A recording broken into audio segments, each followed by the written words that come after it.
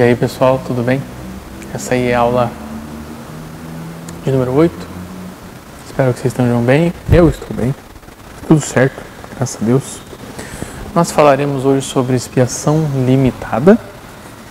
Teremos 2 aulas sobre expiação limitada, assim como foi com depravação total e com eleição incondicional. Lembrando que nós estamos falando sobre o calvinismo, estamos focando nos pontos do calvinismo e sobre algumas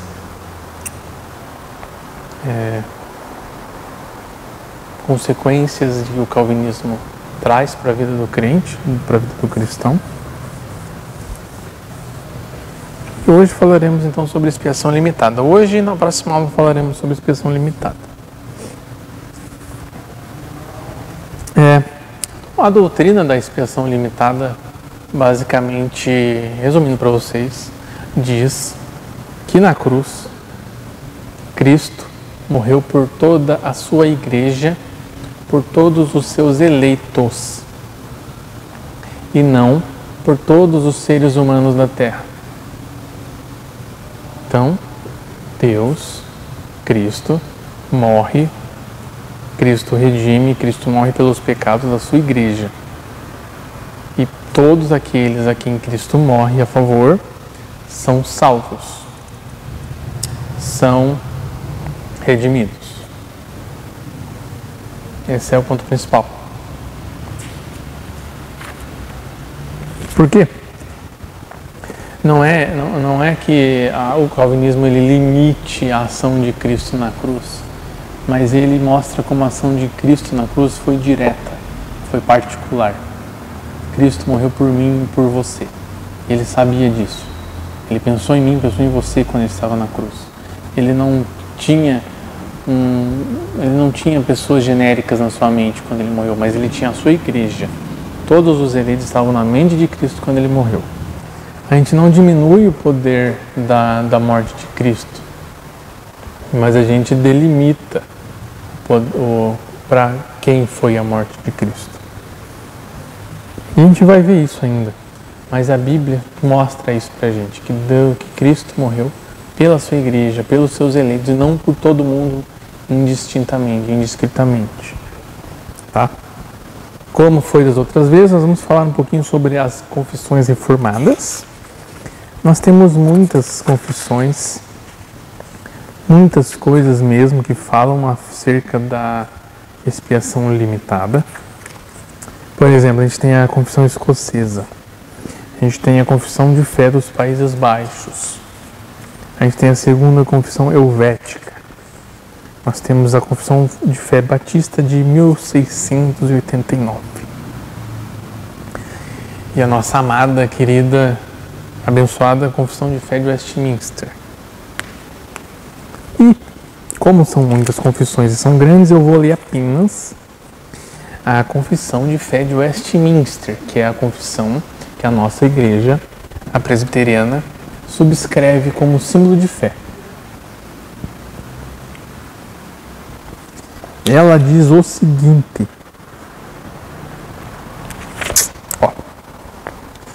aprove a Deus, em seu eterno propósito, escolher e ordenar o Senhor Jesus, seu Filho unigênito, para ser o mediador entre Deus e o homem, o profeta, sacerdote e rei, o cabeça e salvador de sua igreja.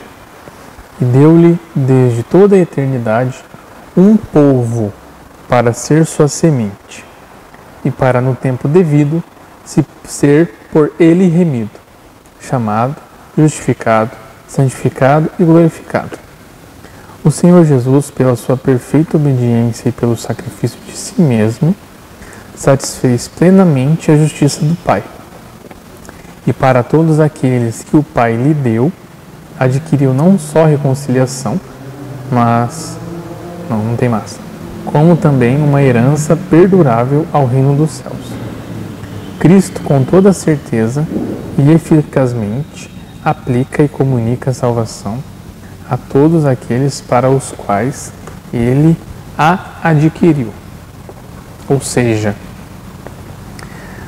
a doutrina da expiação limitada, ela é eficaz. ela é objetiva. Ela é limitada aos eleitos de Deus. Em seu propósito eterno, aprove a Deus designar a Cristo Jesus, o seu único Filho, para ser o Salvador da Igreja. Aprove a Cristo oferecer-se a si próprio para reconciliar com o Pai todos quantos lhes deu. Foi por estes que Cristo morreu, os mesmos em cujos corações o Espírito aplica eficazmente a salvação que ele adquiriu. Ou seja, Deus deu um povo para Jesus. A nossa confissão diz isso, e a Bíblia vai dizer isso também. Deus deu um povo para Jesus. Deus morre por esse povo. Jesus morre por esse povo. Jesus reconcilia esse povo com Deus. Ou seja, esse povo que Deus deu para Jesus. E não todo mundo. Não algo genérico. Então, o que é expiação? Né? Expiação limitada, tá? O que é expiação? Expiação é a morte de Cristo na cruz de forma substitutiva. Jesus morre substituindo nossa morte, a nossa condenação. Para quê? Para que Jesus morre no nosso lugar? Para redimir os nossos pecados, para redimir a nossa vida da iniquidade, redimir a gente do pecado. Com isso, ele nos livra do pecado, ele nos livra da culpa. Ele nos livra do domínio do pecado. Lembrem-se que nós não somos mais escravos do pecado, justamente porque Cristo morreu por nós e nos livrou disso. Foi para isso que Cristo veio ao mundo. É muito bonito, é até um ponto verdade, quando dizem, Jesus veio ao mundo para pregar o amor. Jesus veio ao mundo para mostrar que Ele é bom, que Ele é amor, que Ele é bondade. Não. Jesus veio ao mundo porque nós estávamos distantes de Deus. Nós éramos inimigos de Deus, nós merecíamos a condenação. Então Cristo veio ao mundo não para pregar o amor, paz e amor, hippie, não. Jesus veio ao mundo para nos salvar. Porque a nossa situação era tão crítica que precisava Deus morrer no nosso lugar. Precisava Deus morrer no nosso lugar. De tão crítica que era a nossa situação.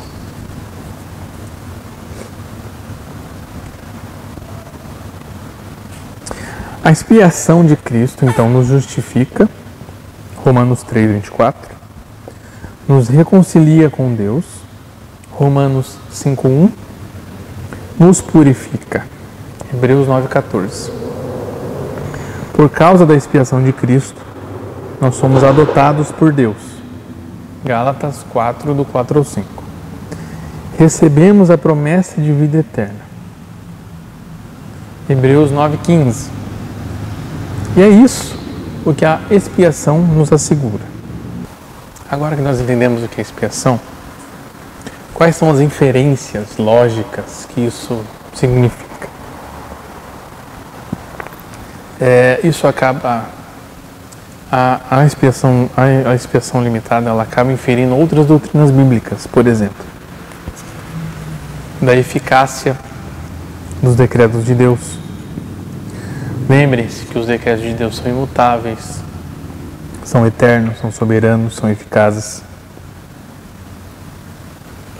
Que o propósito daquele em quem não pode existir variação ou sombra de mudança não pode mudar. Tiago 1,17. Se ele resolveu alguma coisa, quem o pode dissuadir? O que ele deseja, isso fará. Jó 23,13. O conselho do Senhor dura para sempre, os desígnios do seu coração por todas as gerações. Salmos 33:11. Tem mais um monte de versículo aqui. Ou seja, se o propósito de Deus com a morte de Cristo fosse salvar a todos, inevitavelmente todos seriam salvos. Mas o decreto de Deus é que a igreja seja salva, os eleitos sejam salvos. Então, por isso, a igreja e os eleitos serão salvos. Inferência nas outras doutrinas também, nas outras doutrinas calvinistas. Se o homem está totalmente depravado por causa da queda, Se, consequentemente, somente os eleitos de Deus são alcançados pela redenção que há em Cristo, e se a graça de Deus é irresistível, é óbvio, é lógico, que Cristo morreu pelos eleitos, não por todo mundo. Se Cristo houvesse morrido por todos, só poderia existir uma opção. Só poderia existir duas opções, na verdade. Ou a expiação de Cristo na cruz foi ineficaz, foi ineficiente, foi deficiente, ou todo mundo seria salvo.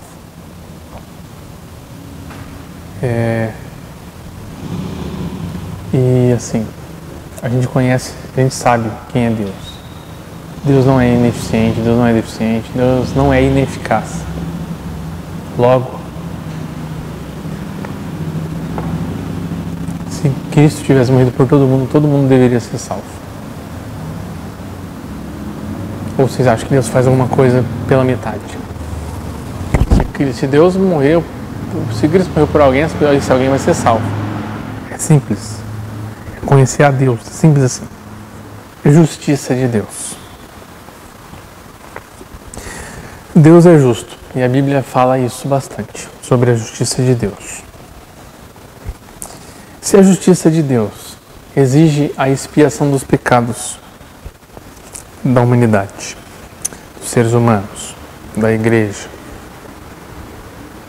porque querendo ou não, nós somos a igreja, mas nós somos pecadores também. Então, Deus é justo. E Deus exigia que fosse paga a conta do pecado com a morte. Para Deus se satisfazer, precisa existir a condenação. Jesus foi condenado no lugar da igreja. Então a igreja não mais sofrerá condenação, pois Jesus pagou o preço, pagou essa condenação já. Então, se Jesus tivesse morrido por todo mundo, teriam pessoas que seriam condenadas duas vezes daí, porque a condenação dela já foi transferida para Jesus e ela seria condenada de novo. Aí já não faria sentido. Estaria em oposição total contra o que a Bíblia diz, contra as Escrituras. Faz o menor sentido isso. O menor sentido. A natureza da obra de Cristo. Romanos 5,8 diz o seguinte: Deus prova o seu próprio amor para conosco, pelo fato de ter Cristo morrido por nós, sendo nós ainda pecadores. Cristo morreu pelos nossos pecados. Isso significa que ele se ofereceu como substituto. Tipo, eu vou morrer no lugar do Diego. O Diego é o pecador, mas eu vou morrer no lugar do Diego. É isso que Paulo diz. A justiça de Deus, que foi ofendida por causa do pecado, precisava ser satisfeita. Cristo satisfaz essa justiça de Deus. Por isso que Cristo morre em nosso lugar.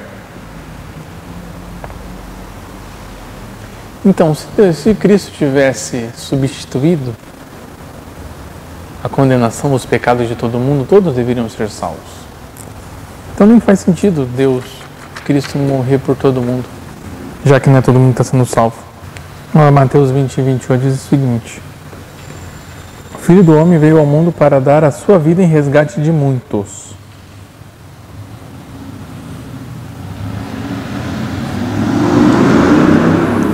Jesus deu a sua vida na cruz para resgatar a muitos.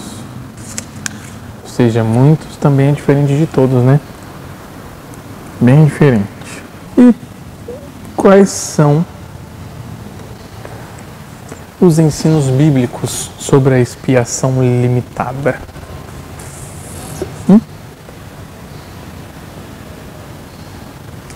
Isaías 53, eu quero que vocês leiam Isaías 53.